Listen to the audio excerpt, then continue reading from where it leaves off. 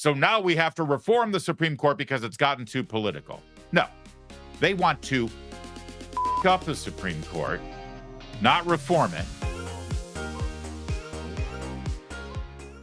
Joe Biden is still president of the United States. Remember him, Joe Biden? Yeah, whatever happened to that guy? Well, on his way out the door as the lamest of all lame ducks, who forget about not running for re-election. He's not running for, the bathroom when he can't hold it any longer. He's just doing his business in his pants. I mean, that's how lame this duck is. Joe Biden, on his way out the door, is going to exercise extra constitutional power and try to change the judicial branch of the United States of America. That would be a separate but co-equal branch with legislative and executive. So you might wonder, how can he possibly do that unilaterally? Come on, man. Don't give me all that malarkey. I'm Joe effing Biden. I can do whatever I want, right? Right, Hunter? Isn't that right? Yeah, that's right. So he's going to try this. And what does it actually look like? Well, our friends over at Fox have actually broken it down quite a bit for us, and I want to share some of it for you. Take a look. Has just announced proposals to reform the Supreme Court. This happening literally a minute ago. These would include By the way, I'm so sorry, and I do love these guys, and I want them to go ahead and finish, but why must we constantly buy into the language of the left? This is not a proposal to reform the Supreme Court. First of all, I reject the premise that the Supreme Court requires reforming or any kind of reformation measures. Supreme Court is just functioning fine. Here's the thing. The left, look at it. I let him go. How long did they go? 8 seconds. God damn it. I'm going to play the video, I promise. The left in this country for the last 70 years has politicized the judicial branch and specifically the Supreme Court. They have turned the Supreme Court into a political body. There was a time in this country where we didn't look at justices and say, oh, that's a Republican justice and that's a Democrat justice. That's a conservative. That's new. They have used the Supreme Court to push through policies that they could never get through in a legislative body with votes and the support of the people. So they used the Supreme Court to jam that through themselves. Finally, conservatives sort of got the picture and say, oh, I see. So you're going to legalize abortion and the killing of babies with Roe v. Wade at the Supreme Court level because you couldn't get votes to pass it as a law? Fine. Then we'll play your game. And election after election after election, we said we want conservative justices who will do away with Roe v. Wade. And it took about 40 years to finally get them, but we got them. And now they're like, oh, my God, I can't believe the Supreme Court is politicized. This is awful. Who did this? We're trying to find the guy who did this, I say in my hot dog suit. So now we have to reform the Supreme Court because it's gotten too political. No, they want to up the Supreme Court, not reform it. And it hasn't gotten too political. It's gotten just as political as they have made it. But the difference is they lost. They lost because we were smart enough to make presidential elections about that Supreme Court. And the majority of Americans don't want their justices. You want a Supreme Court full of Elena Kagans and Sonia Sotomayor's? Or do you want a Supreme Court full of Clarence Thomases? And the American people overwhelmingly want Clarence Thomases. All right, so I'll let this start again. I just got triggered because the Fox News anchor, and I'm sure he's a lovely man, but you can't buy into their language. You can't buy into their narrative that, oh, it's Supreme Court justice. It's Supreme Court reforms. They're not reforms. They're not reforms.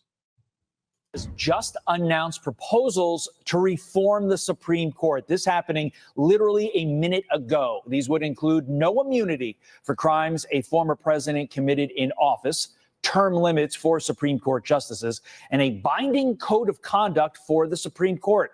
Joe Biden also releasing a new op-ed this morning saying in part, quote, this nation was founded on a simple yet profound principle. No one is above the law. Not the president of the United States, not a justice on the Supreme Court of the United States, no one. I have overseen more Supreme Court nominations as senator, vice president, and president than anyone living today. I have great respect for our institutions and separation of powers. What is happening now is not normal, and it undermines the public's confidence in the court's decisions, including those impacting personal freedoms. We now stand in a breach. Katie Cherkasky is a constitutional law attorney and former federal prosecutor. She's here now to react. Katie, that's a mouthful. What's your reaction to those plans? Well, these are very pie in the sky type of ideas. Nothing about the Supreme Court reforms could be immediately implemented, but it certainly shows the position of the Democrat Party. They don't like the outcome of the court's ruling, so they want to change the rules here. So many of these reforms would require, if not legislation, actual constitutional amendments. So again, not politically viable at the moment, but certainly a strong and radical position. Yeah, such an important point that politically this can never happen because a constitutional amendment requires all three branches of government. I mean, not the three branches, but you need the House, the Senate, and the president. You also need 38 of the 50 states to sign on. There are too many Republicans for this to work. But on the immunity front, let's focus on that. Isn't this a bill of attainder, basically creating a law, in this case, an amendment that targets one person, Donald J. Trump? Well, I think that would certainly be the argument. And not only that, I think it's a very myopic position. The reason that SCOTUS came down with that immunity decision is because they considered the impact of the presidential office and the idea of prosecuting a president.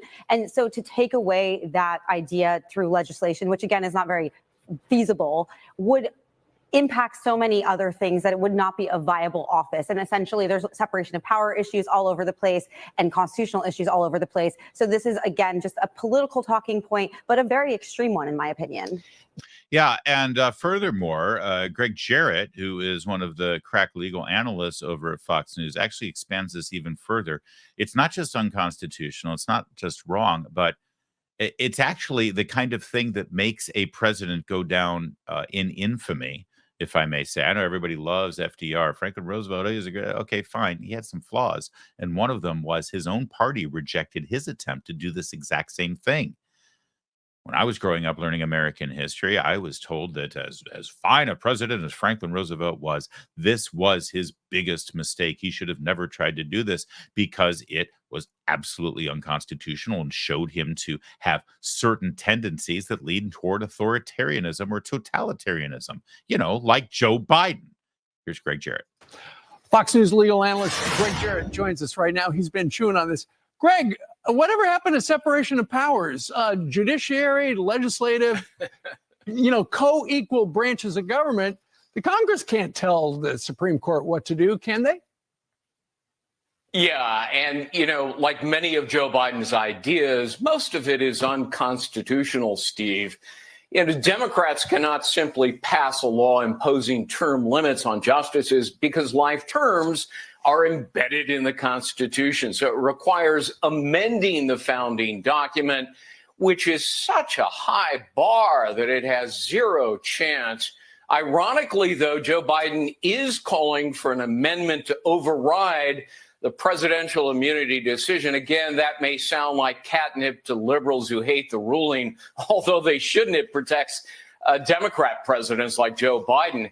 That would still take years and the kind of political capital they just don't have. Right. And then finally, Joe's other idea of imposing ethical controls on justices, as you point out, Steve, that is a blatant violation of the separation of powers principle. So all of this is just electoral pablum for Democrats. Sure. They're trying to motivate their base, the base was not very excited until Kamala Harris came aboard, according to the latest polls. Speaking of Kamala Harris, she says she's open to expanding the Supreme Court. In March of 2019, she said this: "I'm open to this conversation about increasing the number of people on the U.S. Supreme Court." And Greg, that's what you do when you've lost some decisions, isn't it? You make it a political thing and you say, I'm going to fight back. Yeah, exactly. And of course, we know how that worked for FDR in 1937. He tried to pack the court and it backfired spectacular. Every time Democrats see a decision they don't like, they threaten the Supreme Court. And sometimes people like Chuck Schumer and Liz Warren literally stand in front of the court and engage in dangerous rhetoric. I find it interesting that Joe Biden has spent decades opposing the very kind of radical reforms that he now advocates. And it's also pretty amusing, Steve. An 81-year-old president wants to age out younger high court justices that are a lot more sentient than Joe Biden is. Biden knows he can't do this, but like many of the things he proposes, he does it anyway to troll for votes. Yeah, and I'll just end this as well with one other observation, a brilliant one. Greg Jarrett is one of the best over there.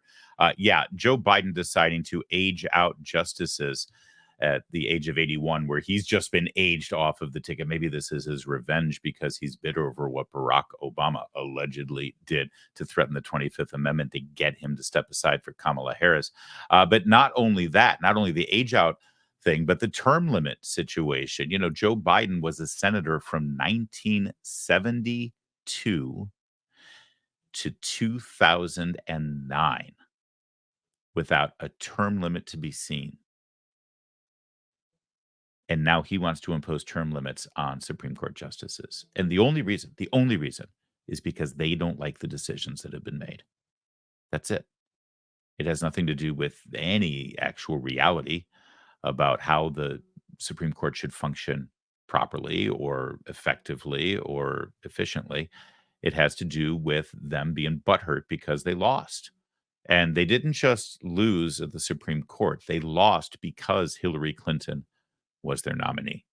That's really what this is all about. You remember, Antonin Scalia died suddenly in February of 2016 during the presidential election year.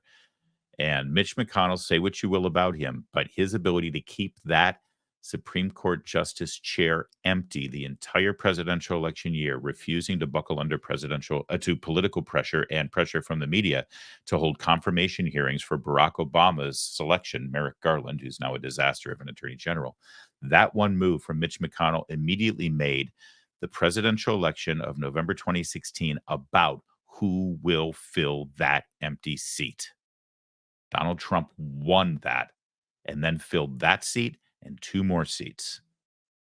So make no mistake, the reason they're so angry, the reason they're so bleeding from their eyes, upset over the Supreme Court, the reason that Joe Biden is now leading the charge in this unconstitutional, totalitarian manner to completely warp the Supreme Court, the reason they're doing this is because Hillary Clinton lost the election in 2016.